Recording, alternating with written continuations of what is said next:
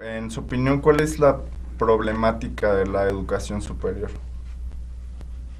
Creo que es una pregunta que tiene un espectro amplísimo, porque problemáticas hay muchas. Tendríamos que probablemente enfocarnos hacia algunas situaciones específicas. En general, la educación superior, pues es el esfuerzo que hace un país, o en este caso el nuestro, en función de crear los recursos humanos necesarios para echar a andar las potencialidades y los recursos del propio país en términos de la capacitación de los individuos a niveles profesionales y con la expectativa de generar productividad, empleo satisfactores para la población. En ese sentido, pues existen muchas problemáticas, ¿no? Primero, una que es muy importante son los recursos destinados a la educación por parte del gobierno, ¿no? En general, los países avanzados dedican un alto porcentaje del Producto Interno Bruto eh, para financiar aspectos de la educación superior. En el caso de nuestro país y de muchos de los países latinoamericanos, en donde está precisamente insertada la red a la que pertenecemos, pues la problemática es que los recursos son pocos, menos del 1% del Producto Interno Bruto, y eso de alguna manera limita de manera importante que la educación tenga los recursos necesarios para financiarse. Por otro lado, surgen los aspectos relacionados con la cobertura, que es justamente el interés social desde mi punto de vista de la educación, es decir, a quién llega la educación. Pensamos que en un país como el nuestro, con más de 100 millones de habitantes, pues aún la educación llega a muy pocos, eh, y esos pocos de alguna manera son los que se benefician con la actividad educativa, pero también hay problemáticas de mercado, hay problemáticas de empleo, hay problemáticas relacionadas con la calidad de la educación que se imparte, hay problemáticas relacionadas con la planeación y evaluación de la propia educación superior. En general, son muchísimas las problemáticas con la profesionalización de los profesores, con la gestión de las universidades, con la rendición de cuentas. No sé si esta generalización de ideas que estoy dándote tengan que ver un poco con la pregunta. Yo tendría que ser una pregunta un poco más específica y evidentemente requeriríamos también de apoyos informativos para ser consistentes en la respuesta, ¿no? Sí, de hecho es una pregunta muy, Muy muy general. general, nada más es como el panorama. Ujú. Sí. Adelante. Y bueno, ¿usted quiénes creen que sean los que deben fijar los lineamientos en la educación del nivel superior? Bueno, pues definitivamente vivimos en un país en el que existe una normatividad. Vivimos en un país en que la educación pertenece orgánicamente a un poder, en este caso el Poder Ejecutivo, a través de una institución como la Secretaría de Educación Pública, con una eh, gobernada por un subsistema que es el subsistema de educación superior en la misma subsecretaría de educación pública, y evidentemente que las directrices de la educación están institucionalizadas, es decir, el Estado es quien gobierna. Decir que fueron otros entes implicaría no solamente tomar la participación de quienes gobiernan en el sentido de la toma de decisiones políticas, sino también de qué peso específico tendrían los que están inmersos en la educación superior como para, digamos, eh, poder generar algún tipo de organismo que fuera el rector, ¿no? De hecho, Hay instituciones como CONACYT que de alguna manera establecen ciertos condicionamientos para el adecuado desarrollo de la educación pública, pero finalmente son los gobiernos a través de sus organismos quienes desde mi juicio deben fijar los lineamientos para la educación superior. Obviamente que esos lineamientos pues tendrían que ser en la visión ideal de la educación, que es transformar, que es beneficiar a una población, que es tratar de resolver las necesidades, que es tratar de ser competitivos, que es una de los signos de los tiempos de hoy en el sentido del mercado, etcétera, ¿no? Son muchas situaciones, pero yo pienso que hablar de lineamientos de distintos entes sería pues caer un poco en un problema de desorden institucional, ¿no? Yo creo que las reglas están puestas y son buenas en tanto funcionen, evidentemente. Okay. ¿Qué opina usted acerca de la eliminación de la enseñanza de las humanidades, en específico de la filosofía, en las ciencias sociales? Pues como podrán notar, estimado Gerardo, yo soy de otra generación muy distinta a la de ustedes. Yo tuve la fortuna de que en nuestra enseñanza de nivel medio superior y aún en la enseñanza secundaria tuvimos la oportunidad de tocar no solamente el aspecto de la filosofía en términos de la ciencia, sino también tuvimos la fortuna de tener materias en nuestra formación que tenían un carácter más de visión universal, de formas de pensamiento distintas, de entender otras realidades, historia universal, literatura universal, ética, lógica. Nuestros profesores tenían, nos motivaban a leer, que es una de las problemáticas que creo existen hoy en la educación media, y de alguna manera esa es una forja de independencia intelectual. Es decir, pienso que es necesario que se retomen evidentemente ese tipo de no solamente materias, sino de concepciones de entender el conocimiento, más en una sociedad multicultural, globalizada como la nuestra. Yo creo que el quitar esas materias de las formas de pensamiento, de las cosmovisiones humanas, del sentido de apertura que debe tener la mente para entender el mundo en el que vivimos y para la toma de decisiones, porque al parecer parte de las tendencias generales de la educación tienen que ver con hacer individuos menos pensantes.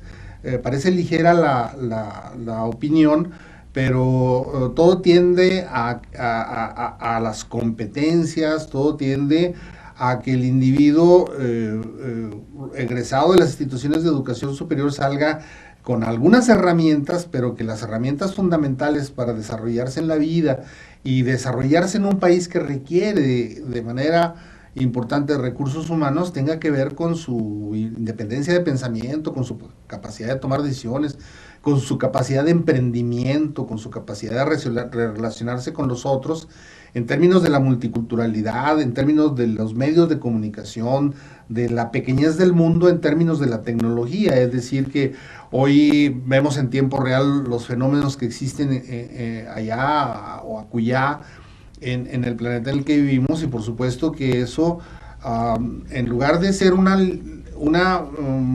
tener la capacidad de comprenderlos, de tropicalizarlos, de adaptarlos a las situaciones de nuestro país, pues me parece, al quitarnos la posibilidad de todos estos conocimientos, nos hace ser un poco más reducidos en la comprensión del mundo en el que vivimos, ¿no?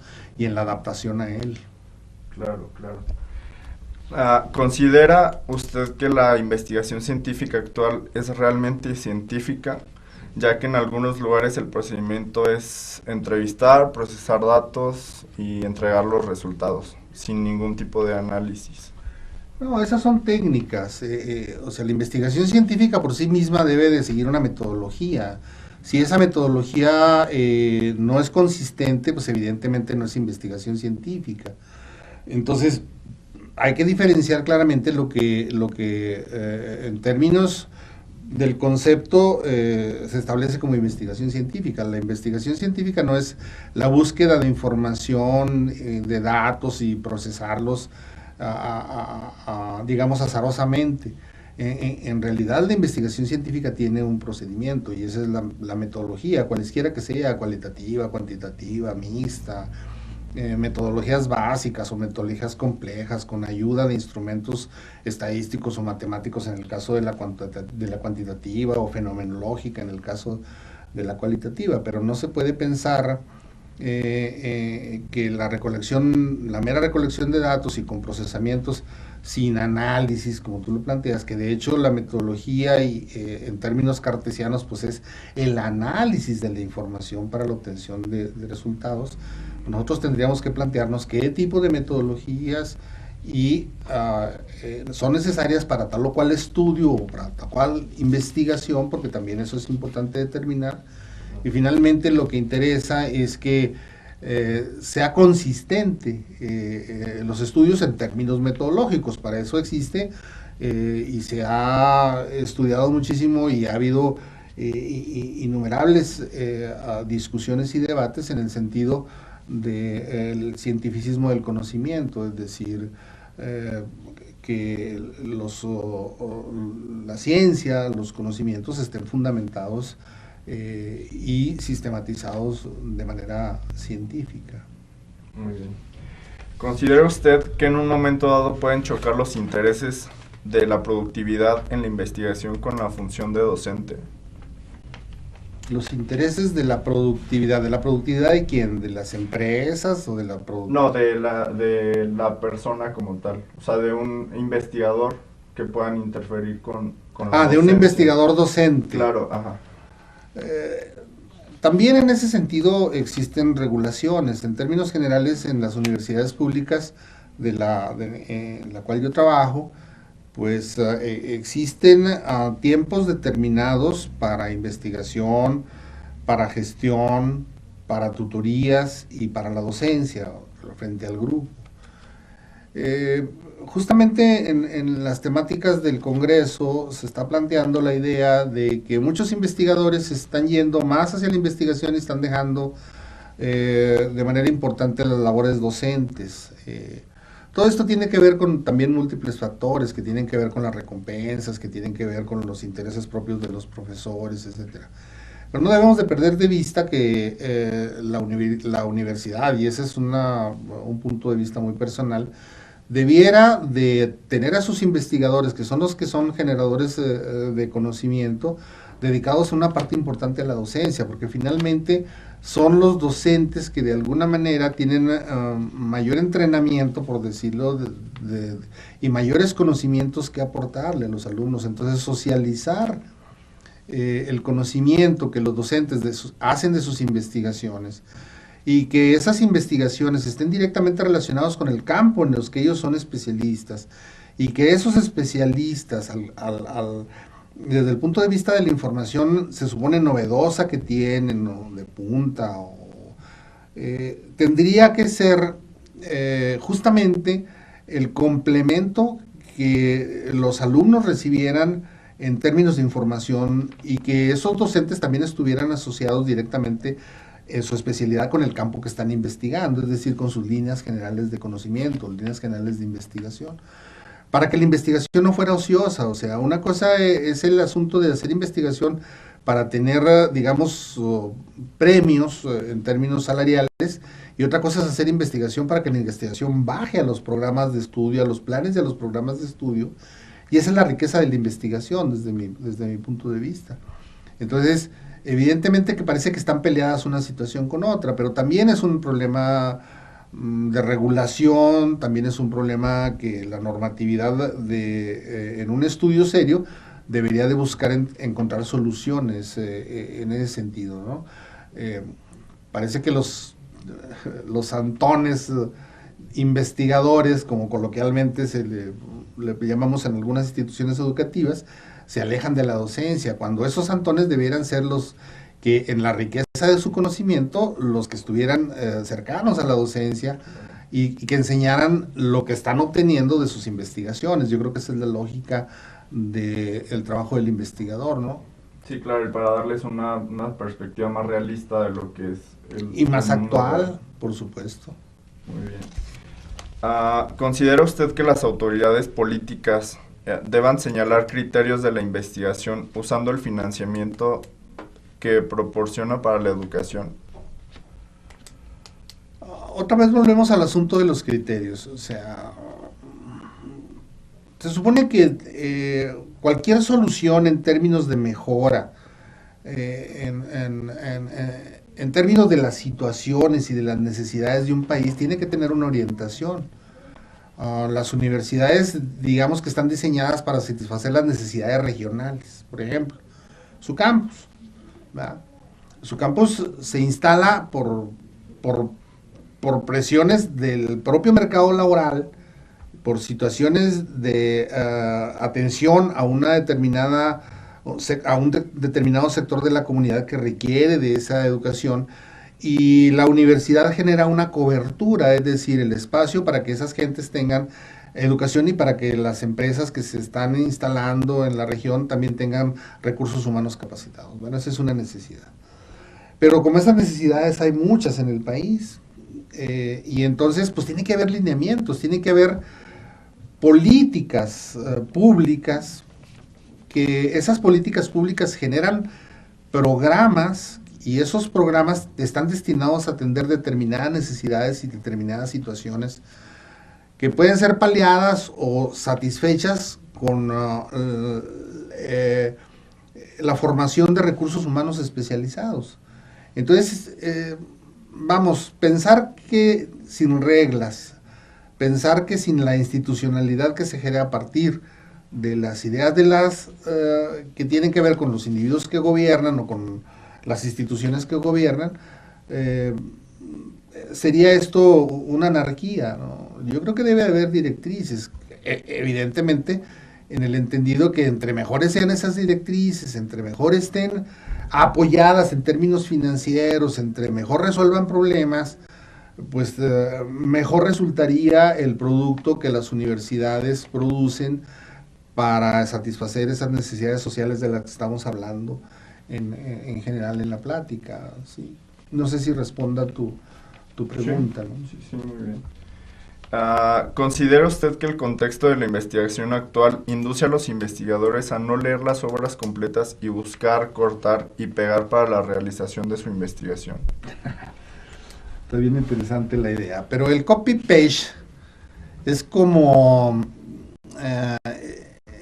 un vicio, pero también es una habilidad, y luego también viene siendo el reflejo de prácticas y también la habilidad de los muchachos estudiantes para hacer sus actividades cotidianas de trabajo. El investigador debe atender a conocimientos previos, debe atender a ciertas líneas de investigación específicas, y yo pienso que no es necesario leer las obras completas. Claro que hay obras que son fundamentales y que necesariamente están esas obras en relación directa con la formación profesional del investigador, como investigador y como especialista de un área de trabajo. El trabajo de investigación sí es efectivamente la búsqueda de la información por muchos métodos, tecnologías. Esas son las metodologías. Hay técnicas específicas para recolectar información. Entonces, el copy-paste es un plagio de entrada. Obviamente que también hay mucha discusión sobre el asunto del plagio. Si estoy tomando la idea textual, si yo estoy parafraseando la idea, si yo estoy tomando la idea como una forma del conocimiento. El conocimiento está ahí como experiencia, es decir que no podemos decir que no lo podamos usar, es como universal, quedarnos fuera. Ahora, el conocimiento se genera para que la gente lo utilice. Esa es, digamos, la situación de socialización que tiene que ver con que hay que hacer conocimiento para que la gente lo use, ¿no? Egoísmo significaría que yo sé y no comparto, el conocimiento es para compartir. Entonces, pero también hay que ver en términos metodológicos, en términos de técnicas, qué conocimiento es generado por un plagio, que también hay muchas formas de probarlo, y qué conocimiento es una investigación profunda, seria, comprometida para resolver una problemática específica, que muchas veces es novedosa en términos del método, en términos de los resultados, en términos de las situaciones específicas de la investigación, y no necesariamente se hace copy-paste, ¿verdad? También no debemos de dejar de lado que muchísima información está ahí y es viable utilizarla, y desde mi punto de vista, copy-paste es un vicio que se ha generado en las instituciones, pero tiene una situación muy sencilla por la cual se puede resolver, que los profesores leamos los trabajos de los alumnos. Si nosotros los profesores no leemos los trabajos de los alumnos, pues entonces los alumnos pueden poner lo que les dé su regalada gana, inclusive ni siquiera copy-paste el artículo completo y tal. O el papel completo, o la información completa. Si nosotros dedicamos un momento de nuestro trabajo, que es evidentemente que es necesario hacerlo, y leemos los trabajos y retroalimentamos los trabajos, aprendemos nosotros, aprenden los muchachos, y podemos acotar el aspecto de la obtención de la información, e inclusive podemos lograr que los muchachos vayan y encuentren información de mucho mejor calidad, información mucho más actual, mucho más vigente, y que resuelva las problemáticas que de entrada estamos proponiendo como soluciones de trabajo. Claro. Así es. Pues eso sería todo de nuestra parte. Agradecemos su participación y toda la información que nos ha proporcionado. Muchísimas gracias. Igualmente les agradezco a ustedes el hecho de que me den la oportunidad de comentar estas ideas y por supuesto el trabajo que hacen pues es muy valioso, puesto que también dan oportunidad a que nosotros digamos lo que tenemos que decir públicamente. Así es. Gracias a ustedes. Muchísimas gracias.